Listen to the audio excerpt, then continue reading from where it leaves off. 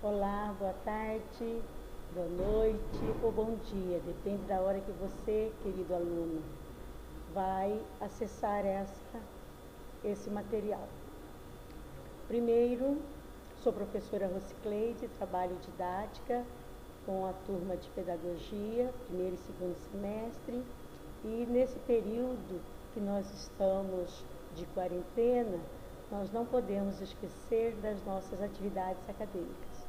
E foi pedido esse vídeo para esclarecimento, então estou aqui para dar esses esclarecimentos. Então vamos lá no material que foi mandado para vocês, vamos lá junto comigo. O que era para ser feito? Vocês têm o material que eu mandei, a apostila, que era para ser trabalhado no primeiro bimestre. Então nós já tínhamos feito a primeira parte e estávamos fazendo uma atividade que teria que cada grupo, vocês lembram, era para apresentar um dos subtemas que estavam sendo trabalhados. Como veio a paralisação, então o que nós propomos? Que todos lessem todos os subtemas. Por isso que está aqui, vocês poderão estar olhando aqui, ó. Leia com atenção as páginas 12, 13 e 14 do material que vocês têm em mãos, que é a apostila. Então, uma vez lendo de posse desse material, eu vou ler e fazer algumas tarefas que foram pedidas. Outra coisa, eu não preciso ficar presa ao material que está ali, porque ali é uma síntese. Você, aluno, terá mais tempo hoje, você poderá pesquisar em livros, no próprio Google ou em outros sites a respeito e fazer esse estudo, essa dinâmica com mais profundidade. Então, qual seria a primeira questão a fazer? Diferenciar instrução de ensino. Então, são duas coisas, né, que vocês vão diferenciar. O que é instrução, o que é ensino. Então, veja o que é e veja a diferenciação entre elas. Segundo exercício é para vocês, de tantos que nós já estudamos, quem é o pai da didática moderna? Vocês sabem que nós estudamos em sala e chegaram alguns alunos depois, não pegou essa aula. Então, é uma forma também de estar fazendo uma breve revisão para os alunos que não participaram das primeiras aulas. Então, ela tem esses dois objetivos. Quem é o pai da didática moderna, um pouco da sua biografia, o que ele trouxe de contribuição. Pode pesquisar e na próprio material também tem algumas informações. Depois eu tenho aqui a atividade 4, que no século XVIII nós tivemos várias concepções da didática que foram surgindo, cada um dos teóricos foi colocando um pensamento diferente. E quais foram os teóricos que nesse século XVIII se destacaram? Então é importante a gente ter um pouquinho de conhecimento desses teóricos. Um deles, Jean-Jacques Rousseau, Pestalozzi e Herbert. Então vocês vão pesquisar um pouco da biografia de cada um deles e ver a contribuição na educação. O que foi de importante que eles trouxeram para a educação. No quinto exercício, vocês têm um texto que eu tirei da própria apostila e também fala da influência na Europa da escola nova, essa escola que estava com novos ares, com novas concepções, trazendo novas diretrizes para uma educação mais moderna, uma educação diferenciada, voltada agora para o aluno e não voltada mais no professor, que é a escola nova. Então, nós temos 3 também autores para vocês buscarem, pesquisarem. Maria Montessori, Claparede ou o outro aqui que eu não estou vendo, mas está lá. E vocês vão escolher um dos 3 e aprofundar só um dos três. Então fica também aqui uma sugestão. Eu gosto muito de Maria Montessori, mas aí fica a critério de vocês. A sexta são duas questões já para provar o conhecimento de vocês, se vocês realmente entenderam o que é a diferenciação de ensino e instrução. Então tem a questão 6.1, tem 5 alternativas e vocês vão escolher marcar. Para enviar para a professora, vocês não precisam colocar a questão toda, só precisa colocar 6.1, qual a diferença entre instrução e ensino, e colocar a letra responsável, correspondente. A resposta certa é A, é B, é C, então você pode colocar a letra com todo o enunciado. Aí fica sempre a mesma coisa com relação à segunda questão, que fala também, né, que é uma atividade que vocês precisam fazer, que é sobre a origem da didática. Se você pesquisou, fez a primeira parte do exercício, vocês vão com certeza acertar essa segunda questão, que fala quem foi o criador da didática. Então, se você fez a tarefa lá em cima, você não tem como errar essa questão. Então, essa é a atividade que foi feita. Alguns ligaram pedindo orientação, que estavam em dúvida. Ah, professora, mas era para fazer só um item. Devido à paralisação, achamos melhor que vocês lessem todo o material e se inteirassem de todo. Isso que é importante, e boas leituras. E eu continuo à disposição de vocês, no meu e-mail, como está aqui, ou no meu celular, à disposição de todos. Qualquer coisa à disposição. Para a próxima tarefa, que já está sendo construída, nós vamos ter outro direcionamento. Que direcionamento é esse? Vocês vão receber um quadro, que é esse quadro aqui. Nós vamos trabalhar sobre as tendências pedagógicas. Então, esse quadro será apresentado para vocês. Junto com ele, eu vou colocar um filme, um vídeo, que vocês terão toda a orientação de como foi construído este quadro. E eu gostaria que vocês, olha só, fizessem a classificação de cada uma dessas tendências. Vamos supor a tendência tradicional.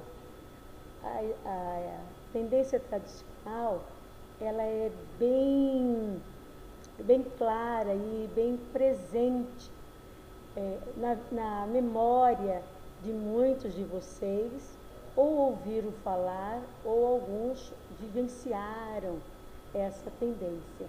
E o centro dessa tendência era o professor que sabia tudo, o professor que tinha que ensinar, e o professor que era valorizado.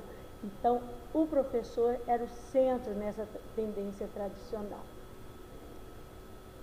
O centro era o professor. E o professor também, nessa tendência, era tido como autoritário. Ele falava, já viu aquele ditado? O professor falou, a água parou. Então, era esse a autoridade que o professor tinha. Essa concepção de eu falei e está falado. Eu falei, ninguém pode contradizer, ninguém pode falar ao contrário. Isso é muito ruim, porque a gente sabe que a gente não pode ser unanimidade. E não existe também unanimidade. É bom a gente, como professor, estudando didática, nós sabermos que o professor precisa respeitar a opinião dos alunos. Na verdade, nós aprendemos para respeitar a opinião de todas as pessoas. Não é concordar, mas nós temos que propiciar para ele pelo menos falar, colocar a sua ideia. Isso é muito importante. A sala de aula é um momento onde todos devem falar, colocar as suas ideias, colocar os seus pensamentos. Talvez certo, errado, diferente, não importa. O importante é você falar. E aqui o professor tinha essa característica de autoritário, né? Querer se impor através da sua forma de agir em cima dos alunos. Uma outra característica da tendência tradicional é a atitude do aluno. Incrível, né? O aluno tinha que ficar quieto, parado, a gente percebia que ele estava medroso e tinha um certo bloqueio até de aprender, porque o medo espantava. Então a gente tem que tomar cuidado e uma avaliação da nossa prática do dia a dia. Não sermos professores autoritários e querer que o nosso aluno seja passivo, só receba as informações. Não, pelo contrário. Hoje o nosso aluno precisa ser ativo, precisa ser participativo, precisa ser gerente das suas ações e responsáveis também pelas suas decisões. Então hoje é diferente, ainda bem, mas nessa tendência tradicional eu tenho esse aluno passivo, recebe tudo quieto, calado, submisso. Até que ponto isso é bom? Então é um momento da gente pensar. O método que se utilizava nessa época é o método da aula expositiva. Então o professor fala, e o aluno escuta. Então a gente tenta, em sala de aula, mudar também um pouco dessa prática. Por quê? O aluno aprende ouvindo, mas ele também aprende usando os seus outros sentidos, principalmente o de fazer, né? Então isso é muito importante, propiciar momentos em que o aluno ouça, fale e faça aplicação do conhecimento que está sendo trabalhado em sala, ou de uma pesquisa que ele traz para a sala de aula.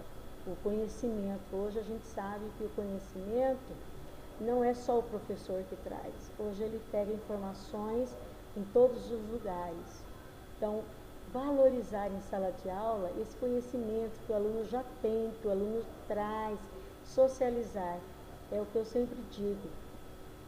Existem duas formas da gente aprender. Ou você aprende de forma vertical, o professor ensinando e o aluno aprendendo, e a gente aprende também, e eu confio muito mais nessa também, que o aluno aprende com outro aluno. Muitas vezes o professor fala, tenta ensinar e o aluno diz: não entendi ainda.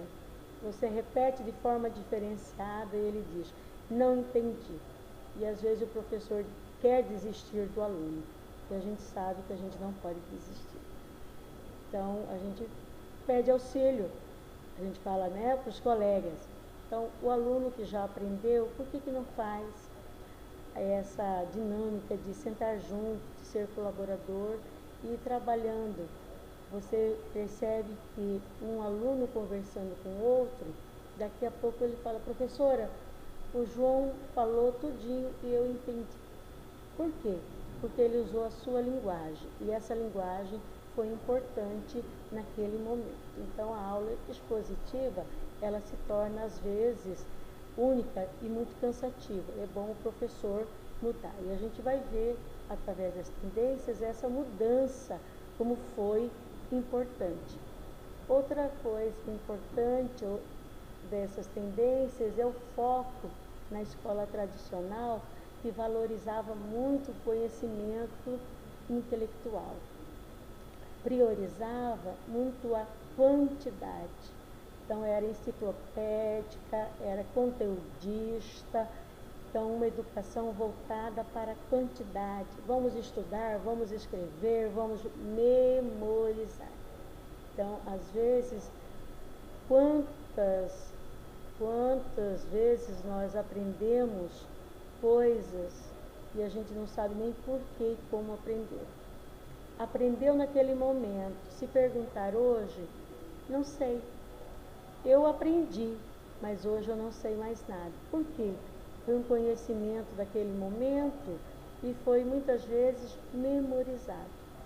Memorizado sem compreensão. Então ele fica um tempo, daqui a pouco ele sai, esvazia a nossa cabeça. Agora, aquilo, se você compreender, fica muito mais fácil e você vai lembrar. Eu gosto muito de trabalhar com exemplos, exemplificação.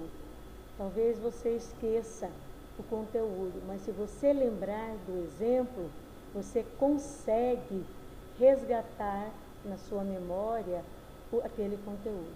Então, nessa tendência tradicional, não era valorizado a compreensão, e sim a memorização. O aluno tinha que memorizar, entendendo ou não interessa. Tinha que estar memorizando e a quantidade de conhecimentos que era valorizado. Um destaque aqui para quem foram os nossos primeiros professores. Os nossos primeiros professores, a história tem registro na história do Brasil, e os nossos primeiros professores foram os jesuítas. Então, os padres jesuítas vieram para o Brasil com uma missão de catequizar, ensinar os índios. E eles perceberam que, para catequizar os índios precisavam saber ler e escrever. Então, eles tiveram essa dupla função. Então, eles foram os nossos primeiros professores. E aparece também o Herbert como um teórico que vem ensinando o professor a dar passos da sala de aula. Como dar uma aula, mas uma aula já numa outra proposta, que vocês viram através da pesquisa com a contribuição deles. Aí, desse jeito, vocês vão caracterizar. Então, aí nós temos a renovada progressivista,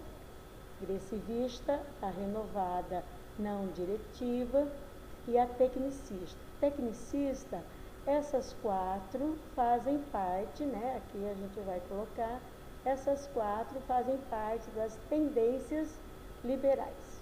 Então, eu tenho aqui as quatro das tendências liberais.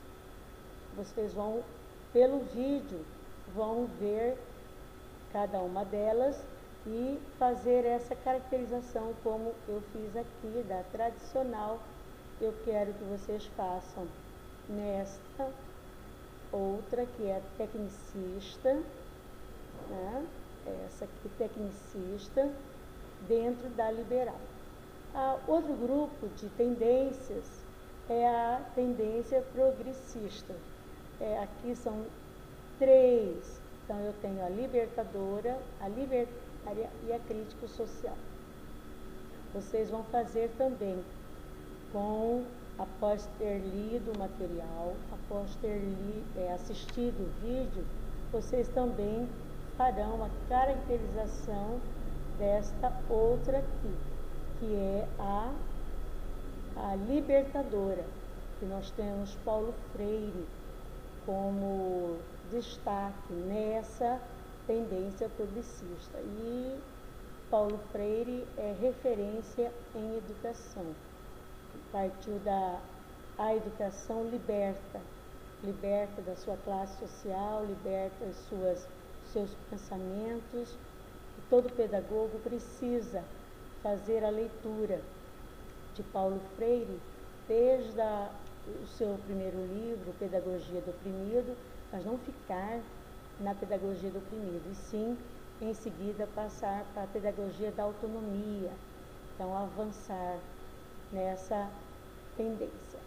E a libertária, ela é bem próxima da libertadora. Eu gosto muito da questão do método de trabalho da libertária, que é a vivência grupal. A gente está vendo com esse momento que estamos passando, qual a dificuldade que a gente tem, né? A falta que a gente tem de nos encontrar uns com os outros. Faz falta esse convívio, esse momento de interação. O processo ensino-aprendizagem, ele precisa desse momento de interação. A gente aprende um com os outros e é importante, mas eu penso que logo, logo estaremos juntos. E outro ponto importante que eu quero que vocês classifiquem é esta coluna aqui também. Então, eu estou colocando cores diferentes, para vocês perceberem. É a crítica social dos conteúdos. E vocês podem observar que o centro muda, né? Lá na tradicional, o centro era o professor, na tecnicista, o centro é o método de trabalho, porque a função da tecnicista era voltado para eficiência, para produtividade, para estímulos de respostas. Então, nós tínhamos um momento, preparação da mão de obra especializada. Então, era aquele momento, então a escola estava a esse favor. E aqui no crítico social, nós vamos ver a importância que agora é os conteúdos, mas os conteúdos para que o aluno desenvolva as suas habilidades e competências. E o papel do professor, eu gostaria de chamar a atenção daquele professor que foi mudando através dessas tendências. Agora ele não é mais autoritário, e sim ele é o facilitador, ele é o mediador desse processo ensino-aprendizagem. Ele acredita que seu aluno é o agente transformador. Então, o professor está ali para ajudá-lo, ele crescer, ele avançar, a ele desenvolver as suas habilidades e competências. Então, é isso que eu quero que vocês façam. Vai estar disponibilizado daqui a pouco o que é para fazer. Então, são as 4 tendências, essas 2 amarelas e essas 2 que estão em cores diferentes, que vocês vão escrever. Escrever caracterizando cada uma delas, da forma bem simples que vocês compreenderam. E fazendo isso de forma vertical assim, fica fácil para você caracterizar cada uma das tendências.